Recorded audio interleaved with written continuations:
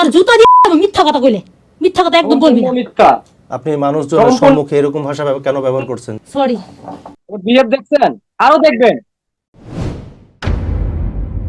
আমি একজন দুবাই প্রবাসী, তার সাথে আমার প্রথম দেখা হয়েছে 2010-এ 19শে ডিসেম্বর নারায়ণগঞ্জ সানারপাড়ের একটা ফ্ল্যাট বাসায়। পরে ওখানে ওই গিয়ে আমি মেয়েটাকে দেখি আর কি, দেখা ওই যে এক তাকানিতে ওকে আমার পছন্দ হয়ে গেছে, বা ও আমার দিকে তাকাইছে, আমাকে একটা মন্তব্য করছে। ওকে উত্তর দিলাম যে আমি যদি আপনাকে বিয়ে করি আপনি কি বিয়ে করবেন? সে বলল যে হ্যাঁ, যদি আপনি আমাকে নিয়ে ভালো রাখতে পারেন, ভালো আমার জীবনটা সুন্দরভাবে গড়ে দিতে পারেন, তাহলে আমি অবশ্যই আপনার সাথে জীবনের সাথে জড়াবো। তখন বললাম আচ্ছা ঠিক আছে। তখন ওই ওর বাবারে ফোন দিল যে আব্বু এই ব্যাপার, আমি তো একটা ছেলের পছন্দ করি, ছেলেটা আমাকে পছন্দ করে, তা আমরা বাড়িতে আসতেছি, আইসা আপনাদের সাথে বিয়ে করবো। তার গ্রামের বাড়িতে গেলাম। পরে আমি বিয়ে করলাম ওদের ফ্যামিলির মাধ্যমেই, আমার ফ্যামিলির কেউই ছিল না। বিয়ে করার পরে আমরা ঠিকঠাক মতো চলতেছি। পরে আমি মনে করেন যে আপনার মার্চের 14 তারিখে দুবাইতে চলে আসি। এই 1 বছর আমি দুবাইতে ছিলাম, 1 বছর পরে আবার বাংলাদেশের ছুটি দিয়ে গেছি। এই 1 বছরের মধ্যে ওর সাথে মনে করেন যে আপনার 24 ঘন্টার মধ্যে মানে 16 ঘন্টায় আমরা ফোনে কথা বলতাম। আমি যখন ছুটিতে যাই, যাওয়ার পরেই আমার বড় ছেলে, আমার ওই ছেলেটা কনসিভ হয়। আমি 1 মাস বাংলাদেশে ছিলাম, থাকার পরে আমি আবার আইসা পড়ি। যখন আমার ছেলেটা দুনিয়াতে আসছে আপনার জানুয়ারির 12 তারিখ, আমি মার্চের 14 তারিখে মানে ক্যান্সেল করে একবারে চলে গেছি বাংলাদেশে।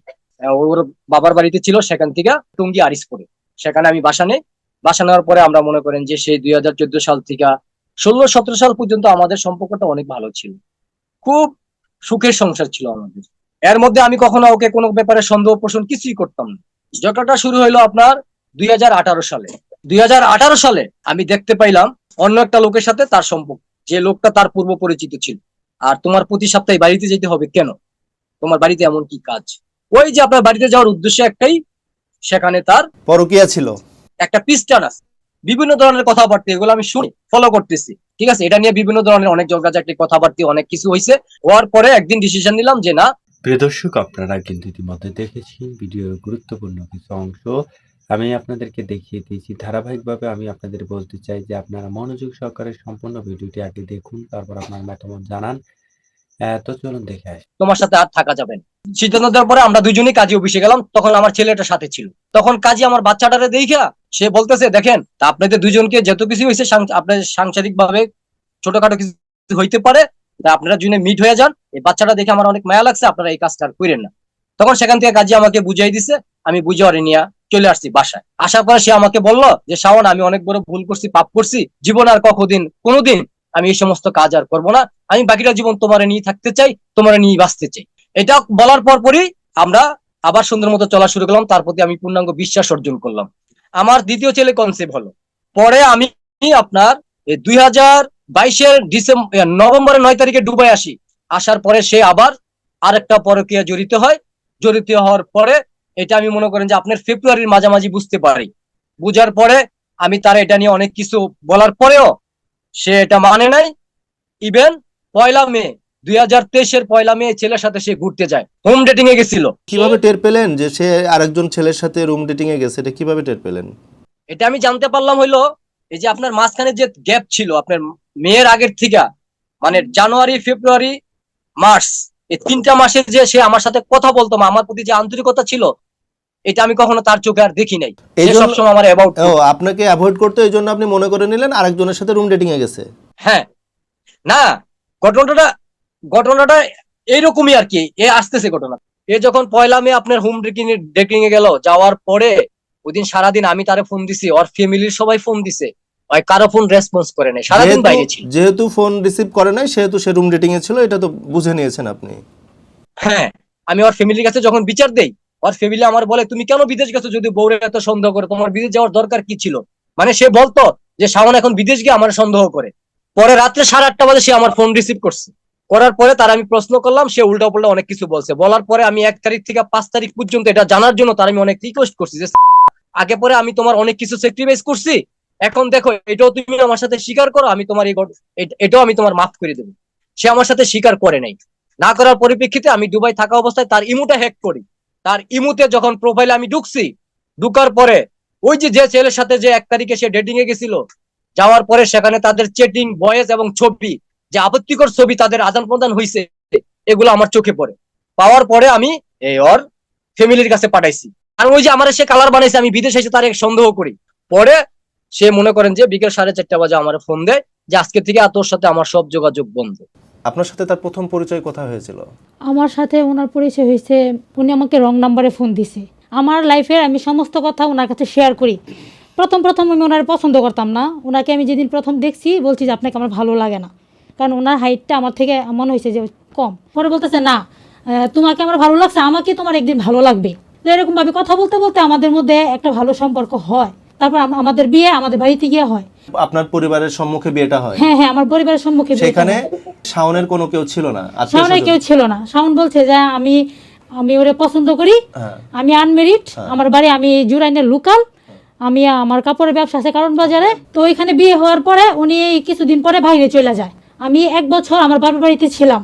তো তারপরে উনি ছুটিতে আসার পরে আমার বড় ছেলে মুরসালিন কনসিভ হওয়ার পরে উনি আবার বাইরে চলে যায়। যখন আমার ছেলে জন্ম নেয় মুরসালিন, তখন উনি আবার 4 মাস পরে, মুরসালিনের জন্ম নেওয়ার 4 মাস পরে উনি চলে আসে একবারে।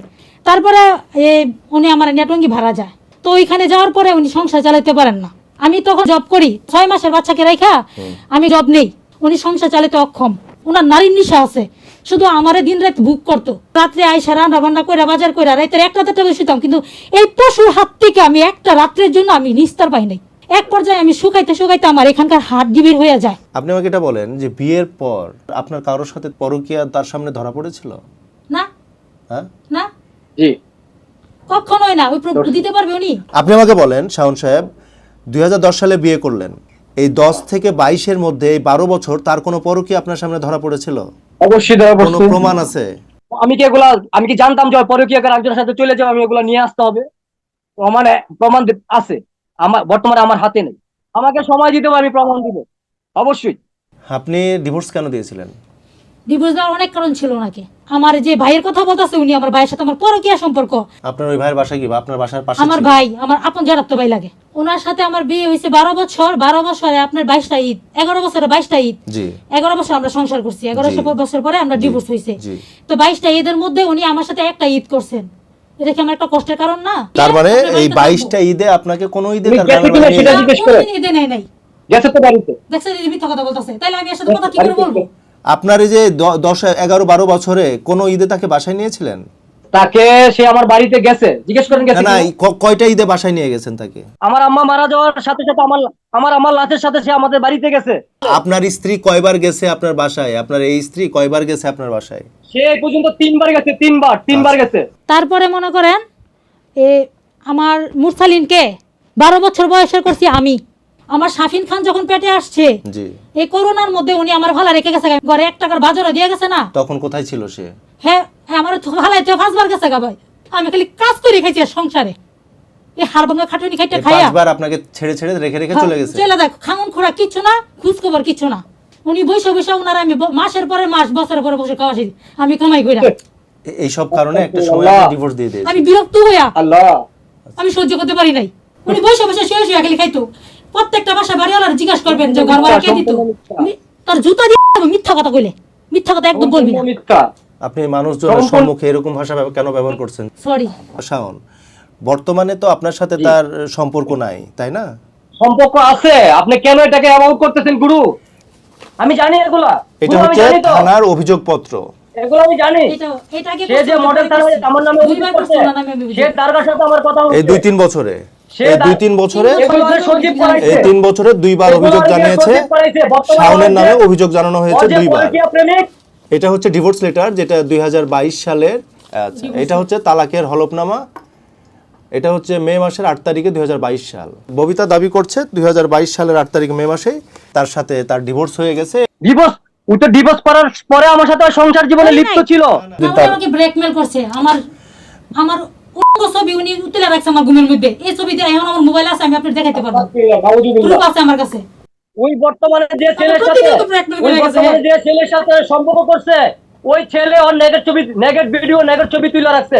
এগুলো আমার কাছে পাঠাইছে। এগুলো স্ক্রিনশট মারা আমার কাছে আছে গুরু, আমি আপনাকে দিতে পারি এখন। উনি যেটা বলছে সেটা 2022 সালের মে মাসের 8 তারিখে আপনার সাথে ডিভোর্স হয়ে গেছে। আপনি বলতেছেন যে তারপরও আপনার সাথে সম্পর্ক ভালো হয়েছে, সম্পর্ক ভালো হতেই পারে, কিন্তু ডিভোর্স তো উইথড্র করে নাই। না ববিতার কথা মতো তো ডিভোর্স উইথড্র করে নাই, এবং আপনার নামে দুইবার থানাতে অভিযোগও করেছে আপনার এই সমস্ত কার্যকলাপের জন্য। না না, এগুলো সে যখন পরকীয়া যুক্ত হইছে, লিপ্ত হইছে, ওর জন্য কোথাও আমাকে বলা যখন সে অনেক কথা আছে, ব্যবহার আমার করতে জীবনে চালে, তছনছ করে দিনের গেছে পর দিন একরকম ব্যবহার ভাবে। করতে, দিনের পর আমার দিন স্বামী ব্যবহার সংসার আমার করতে, করতে দেয় না। তখন সে ওই সজীব নামে যে ছেলের সাথে সে বাইকে গেছে, ওই ছেলে আমি কারোর ওই সাথে ছেলে বাইকে যাই না। তার আমার সাথে এগুলো করছে। আপনি আমার জীবিকার ছেলে, তাগিদে আমি গিয়ে আপনি অন্য আমার জায়গায় ছেলে কাজ করছি। মুরসালিন, আমি গুরু, আমি এর ডিভোর্স গুরু, দেওয়ার এক এক মিনিট। বছর পরে কি একজনের সাথে আপনি সম্পর্ক আমার জানতে পারি ছেলে না? মুরসালিন, এটা তো আপনি মুরসালিনকে শুনবেন, আমি দিছে আপনার আজকে কোনো 5 কথা মাস আমার বলবো কাছ না। থেকে নিয়া ওখানে আমি খালি জিজ্ঞাসা পড়ায় করতে প্রতিদিন দেবো হেরে না। শিখায়। মুরসালিনটা শিখায়। এই মুরসালিন আপনার কাছে ছিল, দুই ছেলে আপনার কাছে ছিল। 12 বছর করছি আমি এবার চিটারে। 5 মাস ধরে আমার পুতেরে দিছি। হ্যাঁ অত্যাচার, হ্যাঁ ব্ল্যাকমেলে ওই শিখাবে। ছেলে কি বলে জানেন? এর মতো আমার নষ্ট ছেলে মহিলা আমার প্রতিদিন দরকার নাই, এর মতো আমার নষ্ট মা আমার দরকার নাই। প্রমাণ করতেছে আমি বিয়ে বসাতে। আমার সে কি বিয়ে আমার বসাতে ছেলে, right আমার নাই? ছোট ছেলেকে বিয়ে। হ্যাঁ, সংসার করতে পারবে, করতে ওই পারবে না? বর্তমানে যে ছেলে, সে তো সজীবকে, বর্তমানে যে একজন ছেলে, হ্যাঁ। সজীব নামের ওই ছেলেকে যে সে তো বিয়ে করেছে, হ্যাঁ। তো আপনার সাথে ডিভোর্স হওয়ার পর বিয়ে হলে প্রবলেম কোথায়? ডিভোর্স, ও তো ডিভোর্স করার পরে আমার সাথে সংসার জীবনে করে লিপ্ত নাই। ছিল।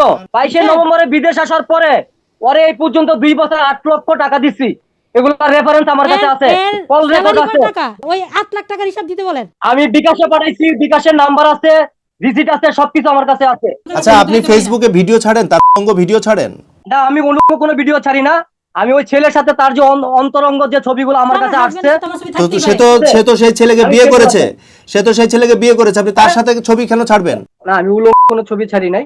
আমার সাথে যে সে সে যে প্রতারণা করছে আমার সাথে, আপনি আমার সাথে যে ছবি কথাগুলো ছেড়েছেন হয়েছে, কিনা, এই পর্যন্ত ছবি ছেড়েছেন কিনা? হ্যাঁ সেটাই বলতেছেন, সেটাই বলতে আমার সাথে এক যে কথায় প্রতারণা অ্যানসার করছে, যে দেন, কথাগুলো আমার সাথে, হ্যাঁ অথবা না। ওগুলো আমি ছাড়তেছি।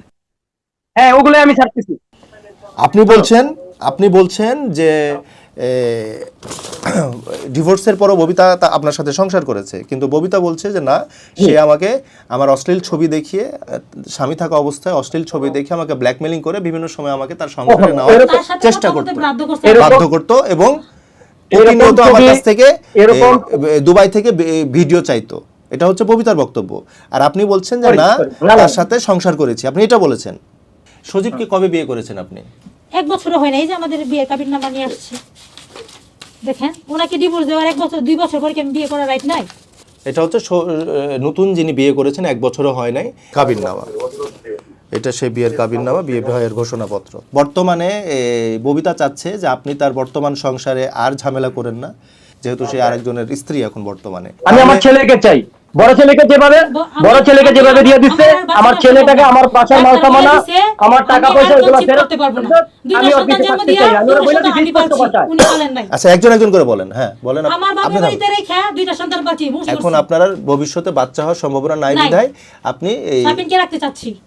এটা আসলে ডিসাইড করবে কোর্ট, মাননীয় আদালত এটা সিদ্ধান্ত নেবে যে এই সংসার বাচ্চাগুলো, 2 জন বাচ্চার অভিভাবকত্ব কে পাবে, বাবা না মা, সেটা মাননীয় কোর্ট সিদ্ধান্ত নেবে। এটা তো আপনি জোর করে নিতে পারেন না মায়ের কাছ থেকে।